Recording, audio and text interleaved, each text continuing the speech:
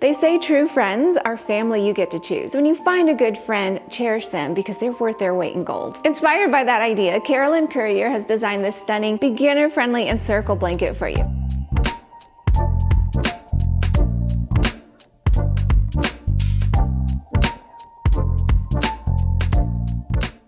Oh, and stay tuned to the end because I have a fun surprise for you. This pattern features 16 squares, which each start in its own unique center, spreading outwards on two sides only. When joined together with these golden single crochets, the combined squares create an almost textured quilt-like appearance. And around the border, you're gonna find these single crochets and chains, which form a magical mossy stitch-like effect. This blanket is dense and cozy, and it's perfect for those chilly days when you're snuggled up inside. When creating this pattern, you're gonna actually use yarn held double, and that is how you get all these amazing different color combinations. To make this, we used our pearlescent fingering yarn, which has long been one of our most beloved and cherished yarn bases. It gleams, it glows, and you're just gonna feel like you're wrapped in pure luxury. To follow along, download the pattern and get the yarn over at ExpressionFiberArts.com. And while you're there, be sure to sign up for email and for text updates for weekly free knit and crochet patterns. To make each square, you're gonna start here in the corner, work these in the round, and then you're gonna work these rows back and forth along these two sides only.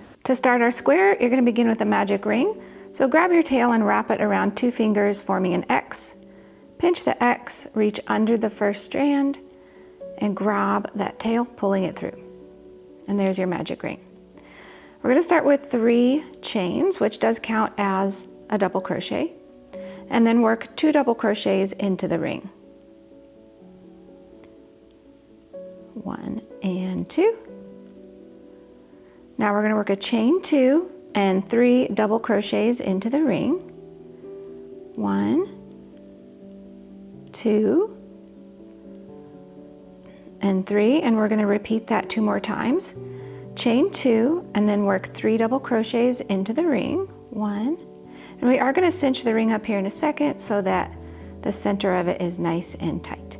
1 more time, chain 2 and 3 double crochets into the ring. 1, 2, and 3. Now when you get to this point before we finish our round, you're gonna grab your little tail and you're gonna cinch up your ring.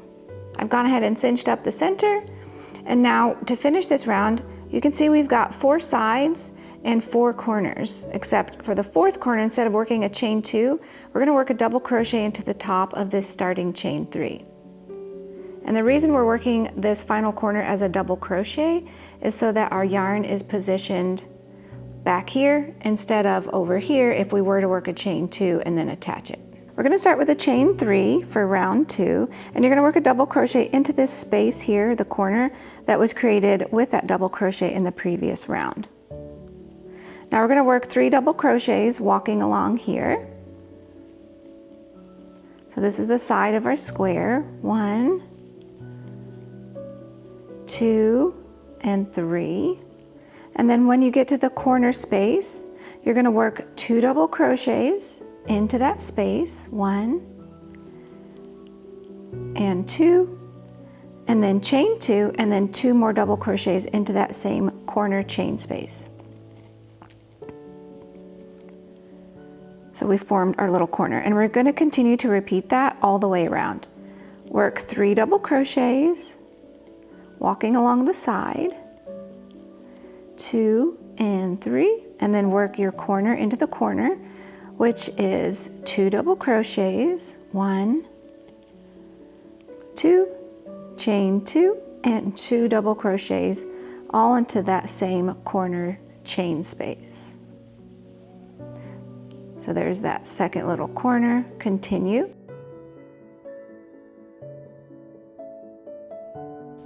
And 3. And then into this final corner space, you're gonna work 2 double crochets, 1 and 2. And then into the top of this starting chain 3, you're gonna work a double crochet, and this is forming that final corner. For round 3, we're gonna start with a chain 3, and we're gonna double crochet into this corner chain space. Now we're gonna work 7 double crochets, and if you're not sure where to start, I like to walk backwards.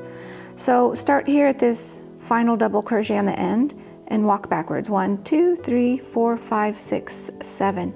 So you can see we need to start here. So put your first double crochet there. 1, and then you're just going to walk all along the remaining double crochets. 2, 3, 4, 5, 6, and 7. Then same as the previous round, we're going to work our corner into the corner, which is 2 double crochets, 1, 2, chain 2, and 2 double crochets. So we formed our new corner, 1 and 2. And then we're going to continue repeating that all the way around.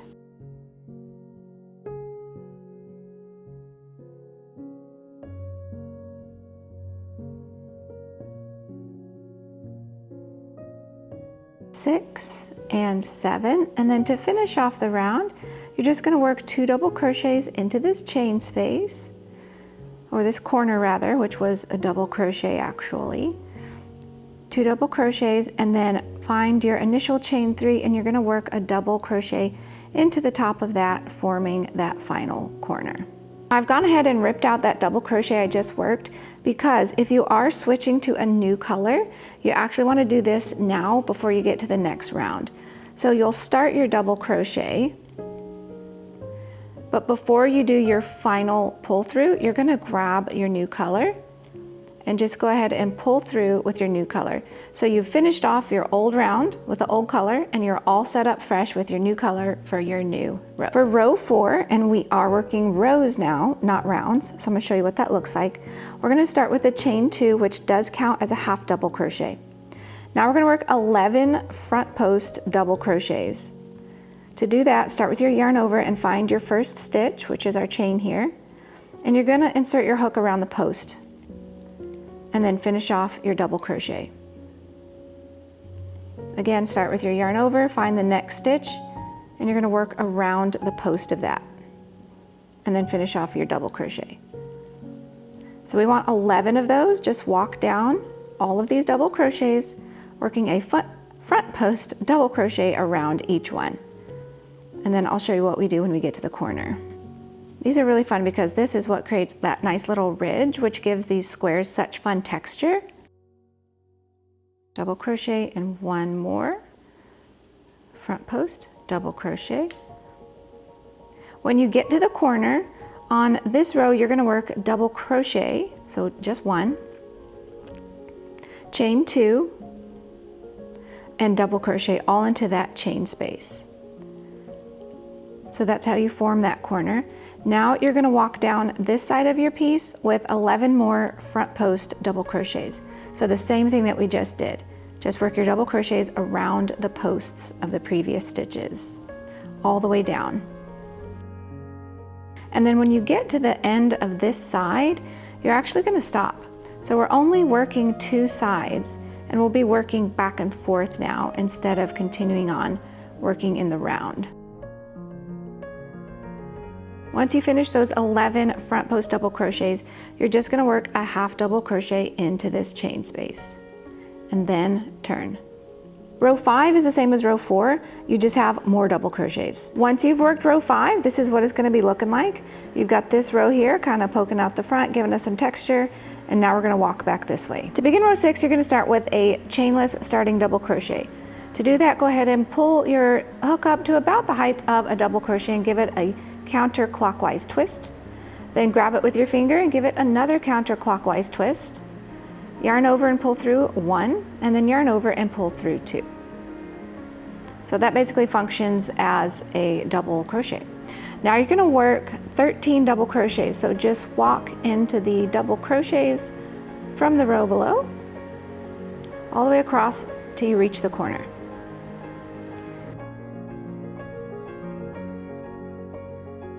And when you reach your corner, into the chain space, you're going to work double crochet, chain 2, and double crochet all into that chain space. Now to work this side, you're gonna work 14 double crochets. So just walk all the way down and then you're gonna turn.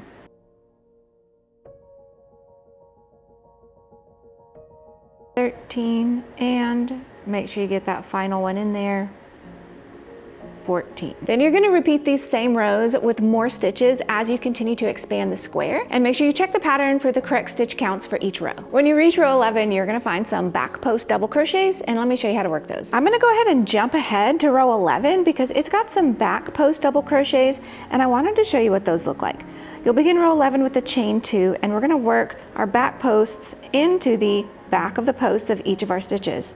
So start with your yarn over for your double crochet, and go ahead and wrap your hook around the post of the stitch, but from the back this time. And go ahead and finish off your double crochet. Pull through 2, yarn over, pull through 2. And then we'll work our next double crochet around the back post of the next stitch. So start with your yarn over, wrap around the back of that post, and finish off your double crochet. Then you're just going to continue working your back post double crochets all the way down to your corner. In your corner, work your double crochet, chain 2 double crochet, walk down this side with more back post double crochets, and finish off with a half double crochet. Once you have 16 squares, here's how you seam them together using single crochets. When you're ready to seam your squares, you're going to start by putting them wrong sides together. So you've got the correct side showing here and on the back. You're going to start with a slip knot on your hook. Go ahead and find your corner space, insert your hook into both corner spaces, and just work a slip stitch. So pull it through, and we've now connected our yarn. Then you're going to work a single crochet into this chain space as well, and then into each of the stitches. So go ahead and make sure you're starting with the first stitches of each side, like so, and work a single crochet into both sides. Walk down to the next stitch, insert your hook into both stitches like so, complete your single crochet, and just continue walking all the way down, working a single crochet into each stitch to join your pieces.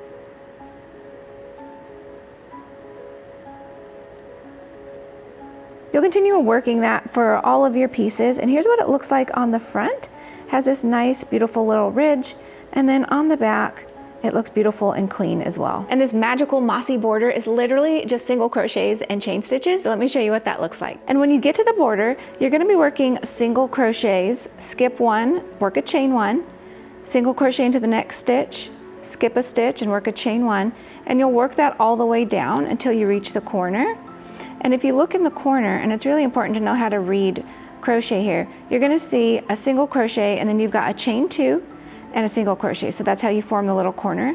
Then you continue to work your single crochet, skip 1 with a chain 1, single crochet all the way down that side, all the way around. And for the second row and all of the remaining rows, you're doing the same thing where you're working single crochet, chain 1, single crochet, and working your corner, which is single crochet, chain 2, single crochet into the corner space, except this time you're going to be working your single crochets into the chain 1 spaces from the previous row. Oh, and as I mentioned, we have a surprise for you. If you would love to make some new crocheting friends, you are in luck. We are hosting a fall read along and crochet along. We're gonna be reading this fun book called The Very Secret Society of Irregular Witches. And this book is all about the power of friendship and found family. It's cute, it's funny, it's lighthearted. I think it is really charming, and it makes the perfect fall cozy read. While we read this book, we're going to be crocheting the gorgeous Encircle blanket. And I think it's so beautiful to think about how we are each the center of our own story, but also a part of something so much bigger. It's gonna be so much fun. You're gonna end up with a beautiful project in the end that you could keep for yourself or give to a dear friend, and you just might make a new crochet friend online. I hope you have a wonderful day and that you're able to find some time to crochet. And be sure to head back next week because we are gonna have another gorgeous new design, and I will see you then.